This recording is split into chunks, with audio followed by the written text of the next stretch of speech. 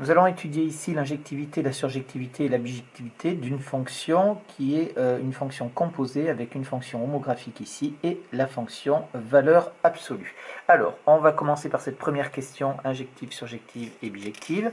Et comme tous les exercices, attention, quand vous serez dans le supérieur, on ne se jette pas dessus comme ça d'emblée, on effectue un travail de recherche et de réflexion rapide autant que possible au niveau du brouillon. Alors, ce travail de recherche et de réflexion, je vais le détailler.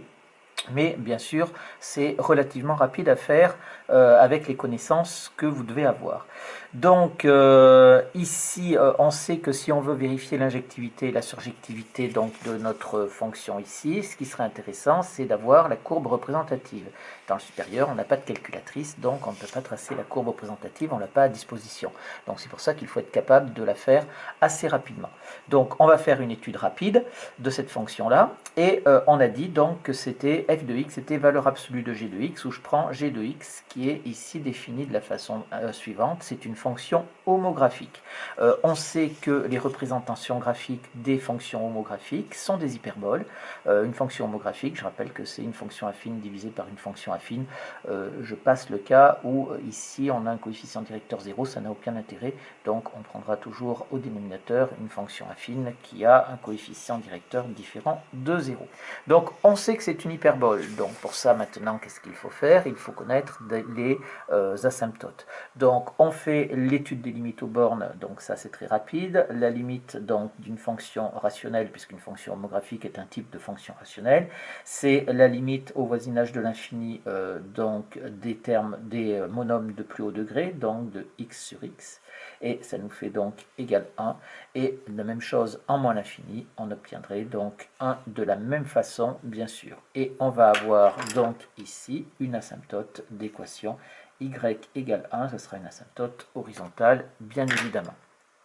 Quand on est maintenant au voisinage de 1, il faut se distinguer par valeur supérieure ou par valeur inférieure. Donc ici, on est bien d'accord que là, ça tend vers 2. Ici, ça tend vers 0. Ça tend vers 0. Et quand on est par valeur supérieure, ici, on est supérieur à 0. Donc ça nous fait 2 sur 0. Le résultat, ça nous fait l'infini. Et avec la règle des signes, ça nous fait plus par plus. Ça nous fait donc plus l'infini ici.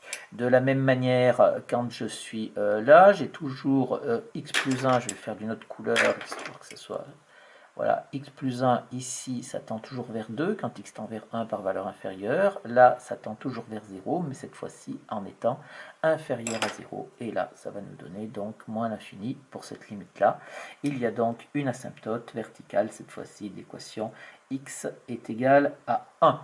Les asymptotes, c'est bien, mais ça ne permet pas d'avoir la courbe représentative faite avec précision. Il nous faut les variations. Alors, je rappelle un résultat sur les fonctions homographiques ici. Eh bien, la dérivée, elle est dérivable, bien entendu, sur son ensemble de définitions. Et on a ici le déterminant, c'est-à-dire AD moins CB, moins BC, ici, sur CX plus D au carré. Si je l'applique à mon fonction homographique que j'ai ici, ça va me faire le déterminant. J'avais donc 1 ici, 1 et moins 1 sur x moins 1 au carré.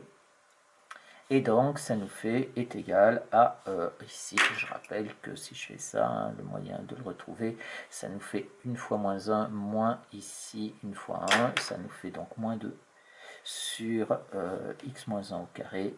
Et c'est donc ici négatif, pardon, c'est donc négatif à cet endroit-là. Donc j'ai calculé ma dérivée, la fonction est donc strictement décroissante, il n'y a pas de souci là-dessus sur son ensemble de définitions.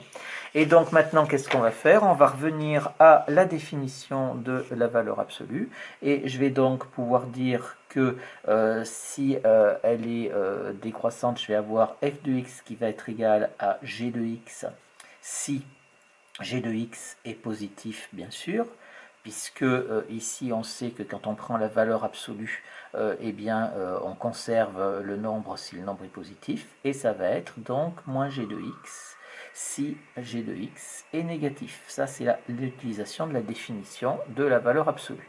Alors on est bien d'accord que dans ce cas-là, les courbes CF et CG, elles vont être ici confondues. Ça, c'est la première chose. Et ici, si on a f de x égale moins g de x, alors la courbe de f va être la symétrique de la courbe de g par rapport à l'axe des abscisses. D'accord, donc ça, c'est une propriété, pareil, que l'on connaît, une propriété graphique. Quand on prend l'opposé d'une fonction, on fait une symétrie par rapport à l'axe des abscisses. On va pouvoir tracer cette courbe représentative, ou l'allure de la courbe représentative.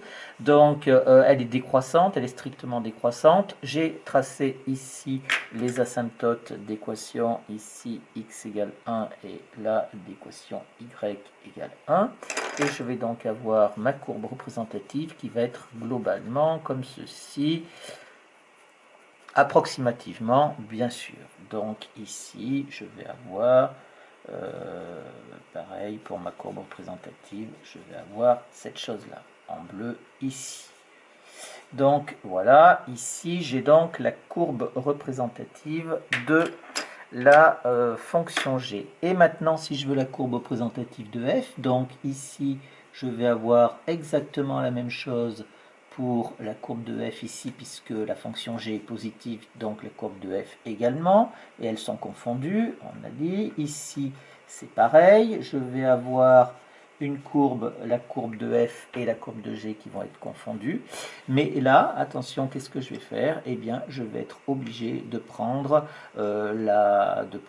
ici, voilà, la symétrie par rapport à l'axe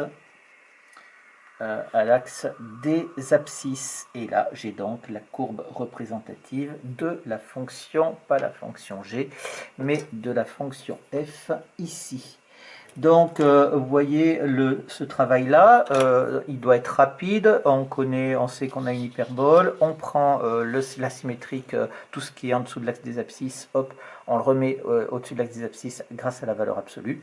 Et on a notre courbe représentative. Maintenant, on va pouvoir faire, avec la courbe représentative, on sait ce qu'on va chercher, savoir si elle est surjective ou si elle est injective ou pas. Et évidemment, on donnera les contre-exemples si on en a besoin. Alors, ici, pour la surjectivité, on va commencer donc dans la première question pour la surjectivité. C'est quelque chose qui est évident puisque quel que soit x appartenant, pour tout x appartenant à R privé de 1, on a f de x qui est une valeur absolue, donc f de x est supérieur ou égal à 0. Ça, on n'avait pas besoin de la courbe représentative pour le savoir. Donc, qu'est-ce qu'on peut dire? On peut dire que les réels négatifs ne possèdent pas d'antécédents. Négatif ne possède pas d'antécédent. Et donc par là, ça veut dire qu'elle n'est pas surjective, puisque surjective, ça voudrait dire qu'ils ont au moins un antécédent. Donc surjective ici, et si elle n'est pas surjective, ça veut dire qu'elle n'est pas bijective non plus, bien évidemment. Donc on va traiter aussi la bijectivité en même temps. Bien, donc ici maintenant il va falloir traiter l'injectivité. Donc pour l'injectivité, on regarde ici, donc ça veut dire que les antécédents, il doit y en avoir au plus 1. Alors on voit bien que ici, si on se met quelque part, si on prend n'importe quel réel positif, on va avoir deux antécédents, sauf peut-être pour 1 où ici 1 possède un seul antécédent, mais si on prend n'importe quel réel positif, on va avoir deux antécédents. Donc ça on le voit avec la courbe représentative. Donc, par exemple, 3 possède deux antécédents, mais c'est une conjecture graphique. Et comme on ne dispose pas de la courbe représentative, il faudrait donc le vérifier par le calcul.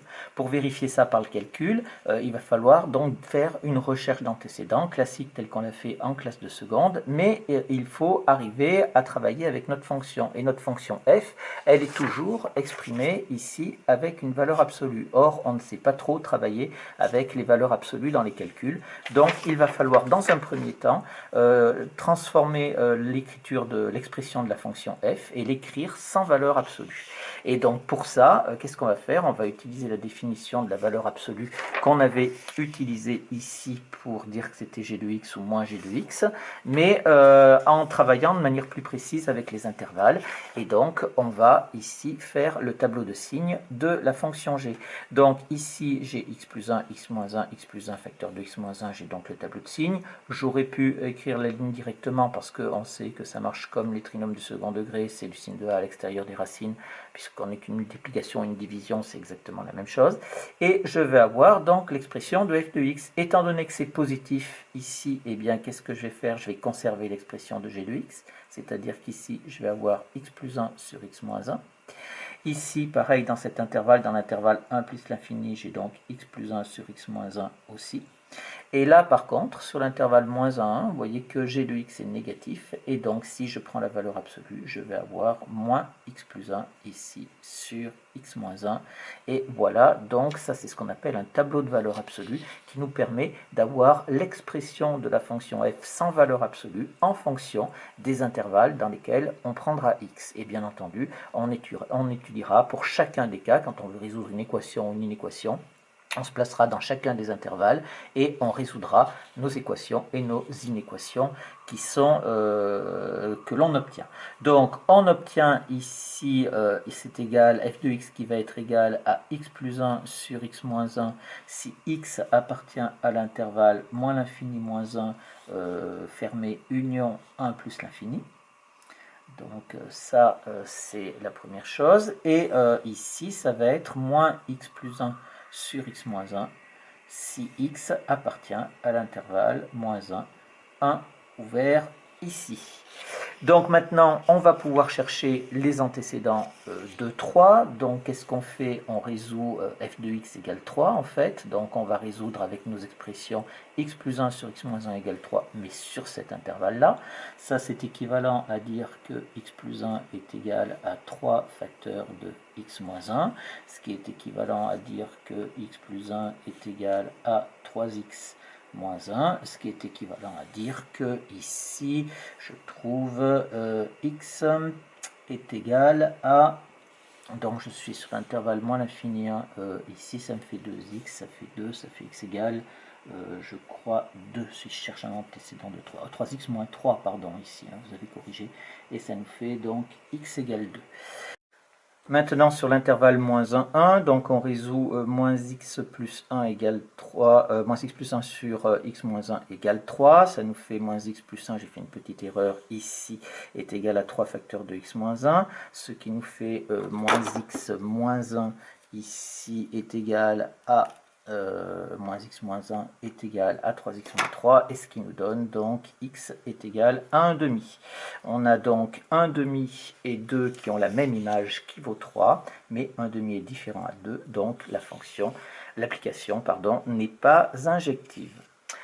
On passe, voilà pour la question 1, donc vous voyez ça fait revenir sur beaucoup de notions, mais c'est relativement rapide, surtout dans la recherche de la courbe représentative qui est ici, qu'il faut savoir faire très rapidement au brouillon avec les connaissances que l'on peut avoir.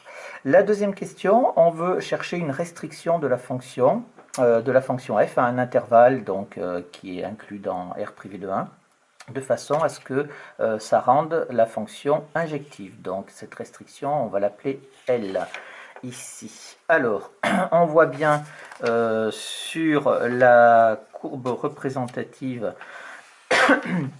que si je veux qu'elle soit injective, donc je veux qu'il y ait au plus un antécédent, donc ça veut dire qu'il va falloir que je prenne que des morceaux de courbe. Donc en fait, je peux considérer comme si elle est en 2 morceaux cette courbe-là, mais on pourrait presque considérer en 3 morceaux.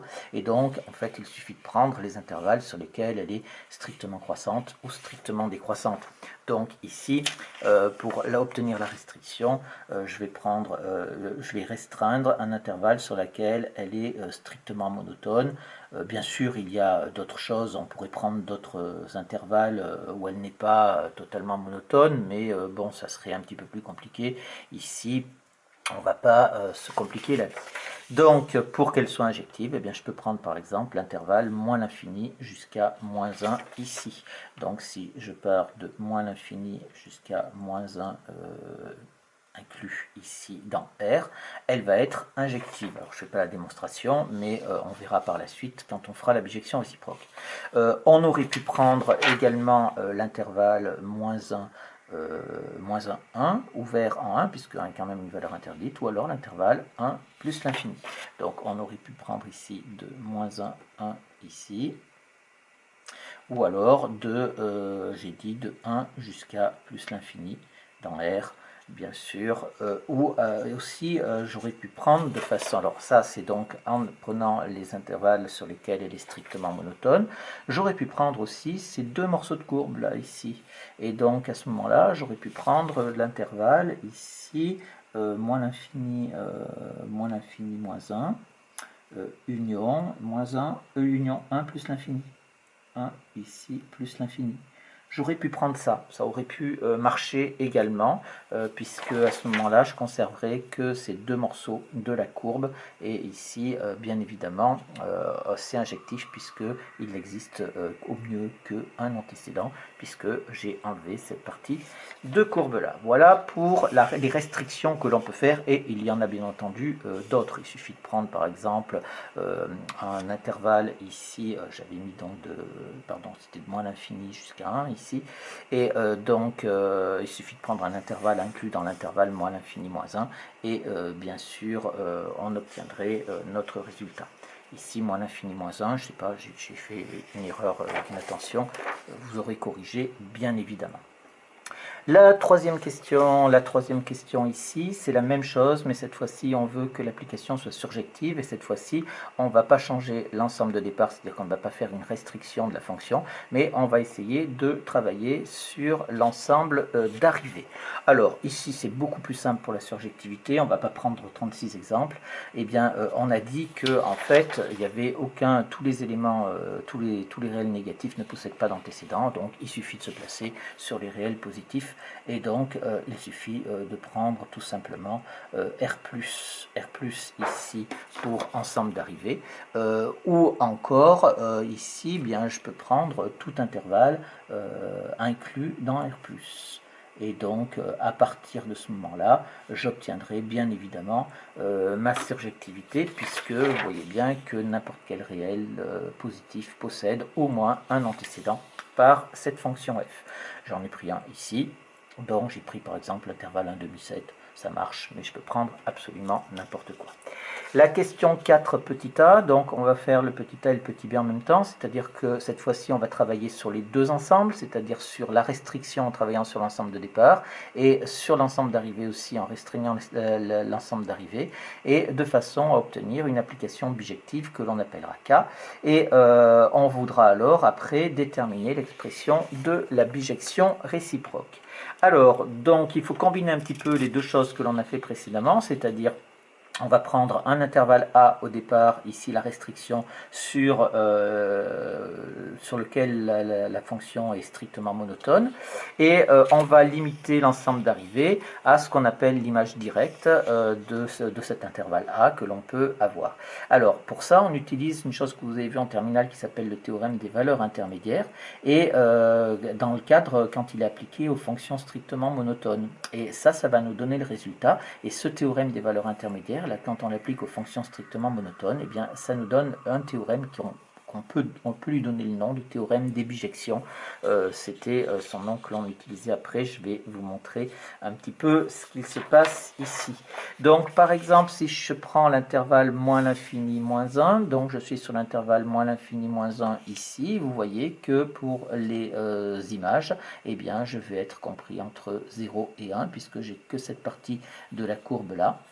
Et donc, je vais prendre sur l'intervalle 0,1, ici 0,1, comme ceci. Alors, on va le retrouver de cette façon-là, c'est-à-dire qu'en fait, il suffit de le faire avec la rédaction du théorème des valeurs intermédiaires. Donc, qu'est-ce que je dis? K1 est dérivable, donc elle est continue, et elle est strictement décroissante sur l'intervalle moins l'infini moins 1. Je donne les limites aux bornes de mon intervalle, donc la limite quand x tend vers moins l'infini, ça fait 1, et K1 de moins 1, puisque j'ai K1 qui est fermé, donc je prends l'image de moins 1 qui vaut 0.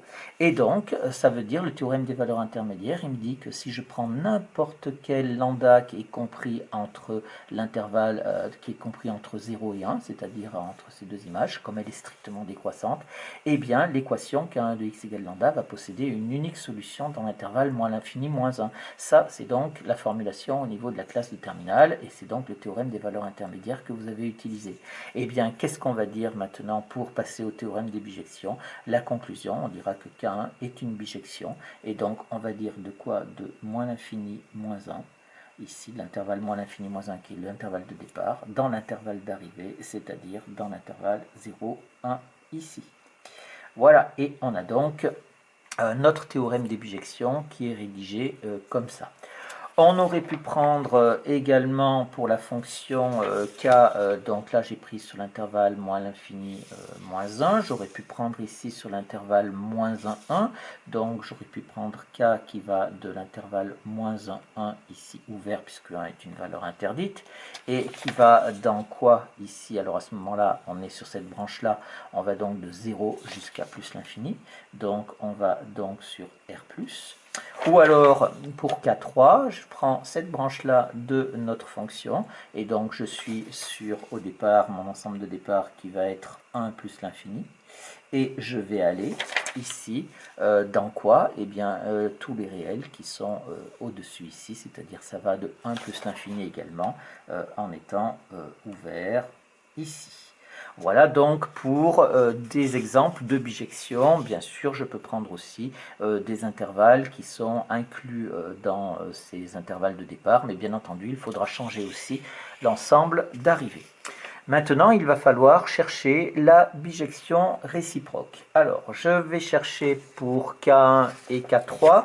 Pourquoi? Parce que K1 et K3, eh bien, l'expression, c'est sur l'intervalle moins l'infini moins 1 pour K1 et 1 plus l'infini pour K3. Et l'expression de la fonction est la même, c'est-à-dire c'est x plus 1 sur x moins 1 et x plus 1 sur x moins 1 aussi.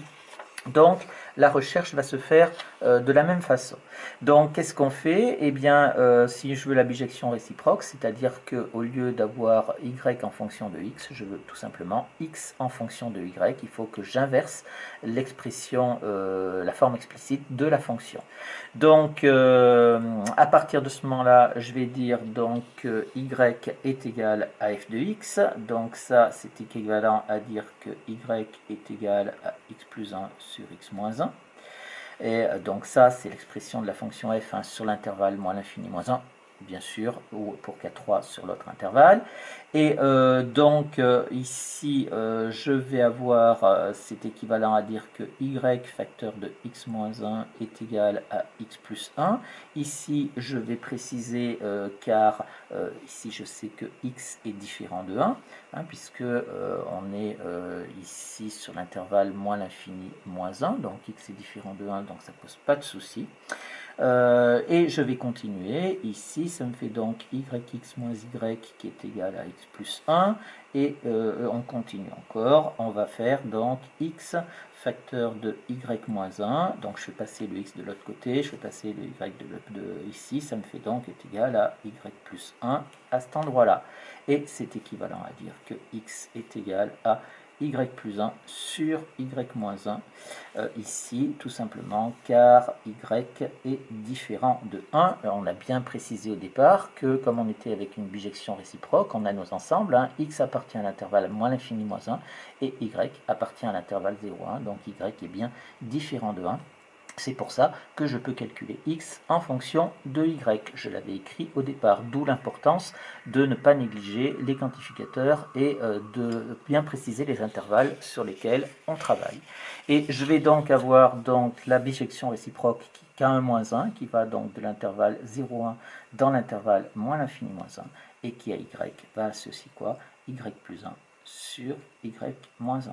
Voilà comment est-ce qu'on détermine la bijection réciproque. Je vais avoir exactement la même chose pour K3-1, puisque c'est juste les intervalles qui changent, c'est-à-dire au lieu de partir sur 0,1 et d'aller dans moins l'infini moins 1, on va de 1 plus l'infini dans 1 plus l'infini, et on a la même expression ici, y plus 1 sur y moins 1.